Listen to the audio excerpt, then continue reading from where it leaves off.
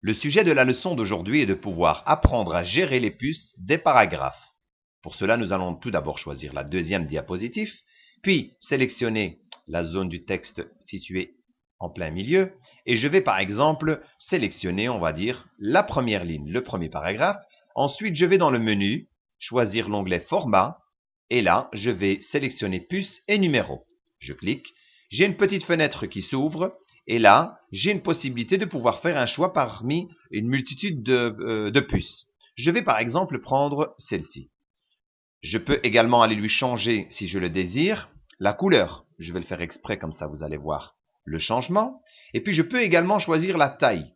Ça, c'est à vous de faire les petits tests et vous allez voir que la puce va être petite ou grande selon vos souhaits. Je vais cliquer ensuite sur OK et vous remarquez que j'ai ma puce qui s'est placée dans la première ligne du paragraphe. Je vais annuler l'opération que je viens de faire, soit avec la flèche située ici dans la barre standard qui est pointée vers la gauche, ou alors je peux aller dans Édition, et là où j'ai aussi à annuler, donc ici la toute première qui est le raccourci aussi du clavier CTRL plus Z. Cette fois-ci, je vais sélectionner l'entièreté de ces informations. Alors j'ai une possibilité soit en le faisant comme ceci, ou alors je peux simplement me placer avec ma souris quand j'ai les 4 flèches qui se pointent là sur le bord de cette zone de texte. Je fais un clic et comme ça il m'aura sélectionné l'entièreté du contenu de cette zone. Je vais dans Format et là je reprends le lien puce et numéro. Cette fois-ci je vais choisir par exemple une autre puce. Voilà celle-ci par exemple. Si je clique sur OK, eh bien voilà, il s'applique sur les 3 directement. Je vais encore une fois annuler, Édition, annuler puce et numéro, ou CTRL Z, la touche du clavier. Je vais dans Format, et je vais retourner dans puce et numéro, et je vais vous montrer qu'il y a possibilité également de pouvoir choisir une image à la place des différentes puces qui vous sont proposées ici.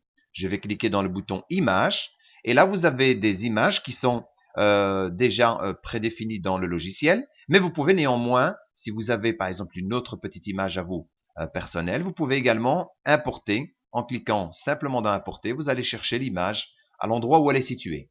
Vous pouvez également utiliser Personnaliser, c'est-à-dire enfin personnaliser dans ce cas-ci, dans ce bouton-là. Et là, vous allez choisir parmi les différents caractères spéciaux des différentes polices d'écriture. Par exemple, ici, je vais aller choisir une autre police d'écriture et vous allez remarquer que tous les caractères spéciaux juste devant vous vont changer. Voilà, comme ça, ici, vous avez le choix.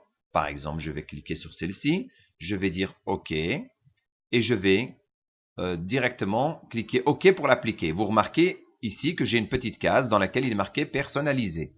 Je dis OK et voilà, elle a pris forme, elle s'est placée devant le texte. Je vais annuler cette opération en utilisant cette fois-ci les touches de raccourci du clavier CTRL plus Z. Voilà. Et maintenant, je vais vous montrer comment on fait pour pouvoir placer des numéros devant. Je retourne toujours dans Format puisque ma zone de sélection de ce texte est toujours active. Je peux recliquer encore une fois pour être certain. J'utilise Format, puce et numéro. Et cette fois-ci, nous allons utiliser l'onglet Numéro. Et là, vous pouvez choisir parmi toutes celles qui vous sont proposées. On va prendre par exemple 1, 2, 3. Vous pouvez également dire que je ne veux pas démarrer à partir de la 1. Vous pouvez changer ici et faire commencer à partir de 2 ou de 3 selon votre souhait. Vous pouvez également aller changer les couleurs comme tout à l'heure. La taille également de la police d'écriture peut être agrandie, c'est-à-dire bien sûr celle des numérotations. Je clique sur OK et voilà, vous avez 1, 2, 3. Les puces, les numérotations ont bien pris effet.